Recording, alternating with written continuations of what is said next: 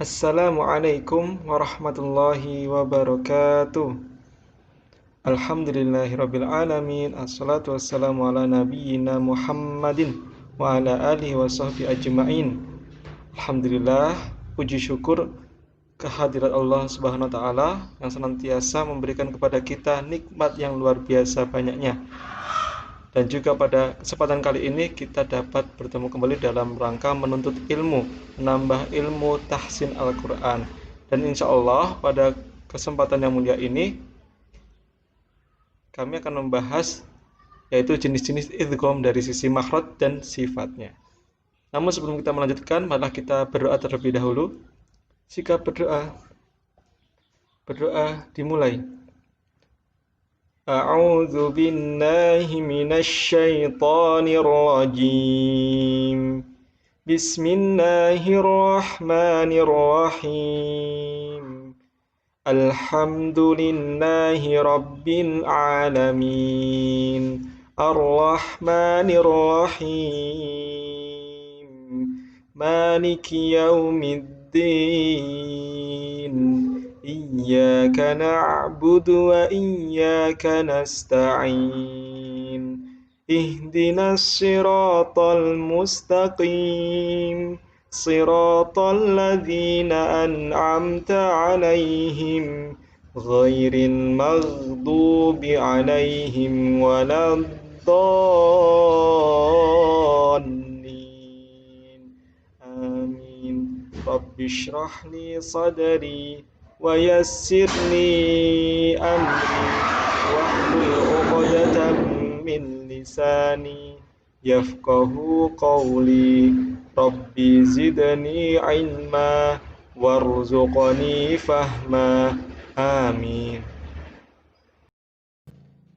Semoga dengan kita berdoa kita lebih dimudahkan dalam memahami ilmu-ilmu yang akan kita pelajari. Amin. Selanjutnya kita akan membahas lebih lanjut mengenai jenis-jenis idgham dari sisi makhraj dan sifatnya.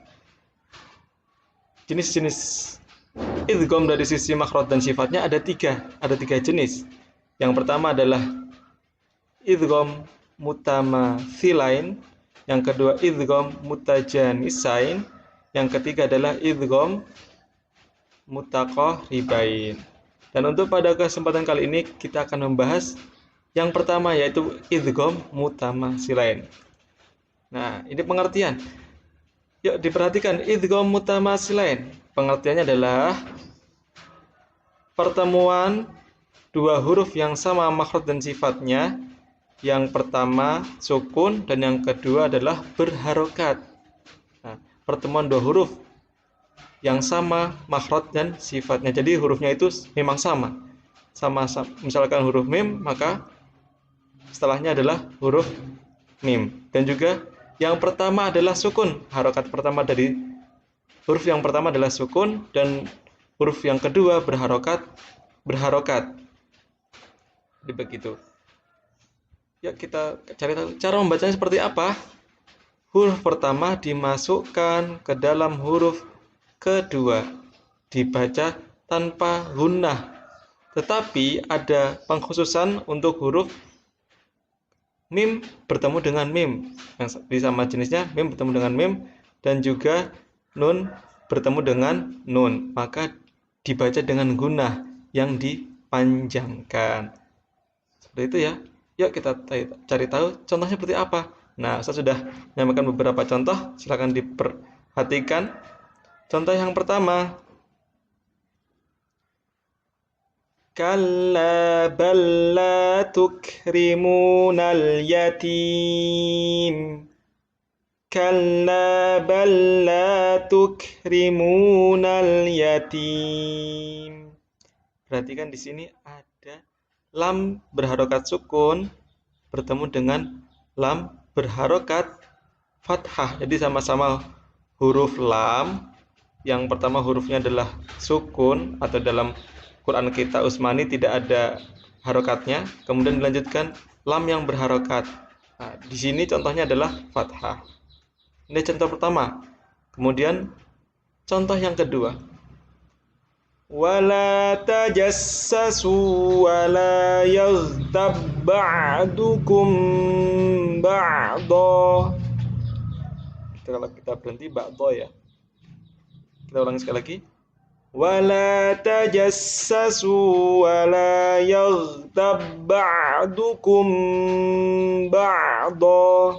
Nah, ini ada wawu berharokat sukun, kemudian lanjutkan wawu berharokat fathah. Jadi sama-sama wawu, sebelumnya sukun, yang kedua adalah fathah. Kemudian contoh ketiga. Wa huwa kallun ana maunahu aina ma yuwajjihu la ya'ti bi khair. Ustaz ulangi. Wa huwa kallun ala maulahu aina ma yuwajjihu la ya'ti bi khair. Ustaz wakafkan ya. Maka bisa kita lihat contoh dari idgham mutamatsilin adalah di sini yang Ustaz merahkan, ha berharokat sukun ataupun tidak digambarkan kalau itu sukun. Kemudian setelahnya adalah ha juga berharokat dhammah. Maka ini disebut dengan idgham mutamatsilain. Perhatikan ya. Yang pertama adalah berharokat sukun. Kalau di Quran Utsmani tidak dikasih harokat. Kemudian setelahnya berharokat, bisa fathah, bisa dhammah ataupun bisa kasrah. Selanjutnya tugas anak-anak adalah silakan anak-anak membaca surat Al-Hasyr. Ini untuk tilawahnya ya. Sebelum mengerjakan, silakan anak membaca surat Al-Hasyr untuk melancarkan bacaan kalian, semoga semakin baik. Kemudian tugas selanjutnya adalah bacakan dan carilah idgham mutamatsilan yang ada pada 5 ayat di bawah ini. Ayat yang pertama adalah surah Al-Baqarah ayat 16. Kemudian surah An-Nisa ayat 78. Yang ketiga surah Al-Maidah ayat 61. Kemudian surah Al-A'raf ayat 95. Kemudian ayat yang kelima surah Al-Isra ayat 33. Jadi ketentuan videonya atau audionya, yang pertama adalah anak-anak bacakan ayat yang Ustadz pilihkan yang di sini tadi, anak-anak membacanya ya. Setelah membaca, misalkan surah Al-Baqarah ayat 16 sudah dibaca, kemudian jelaskan kalimat mana yang di dalamnya ada hukum idgham mutamatsilain. Jadi seperti itu. Setelah dibacakan ayatnya, baru boleh menjelaskan kalimat mana yang ada di dalamnya hukum idgham mutamatsilain. Setelah itu laporkan tugas ke wali kelas masing-masing. Kita bacakan hasil dari tugas kalian via audio maupun video. Ustadz ucapkan terima kasih kepada anak-anak yang sudah memperhatikan pembacaan dari Ustadz. Semoga semakin menambah ilmu anak-anak sekalian. Kemudian sebelumnya Ustadz mohon maaf bila Ustadz ada salah ya. Terima kasih. Marilah kita akhiri dengan membaca doa hamdalah, kemudian doa kafaratul majlis. Alhamdulillahirabbil alamin.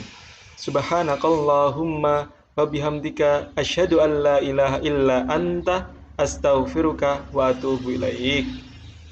Terima kasih. Wassalamualaikum warahmatullahi wabarakatuh.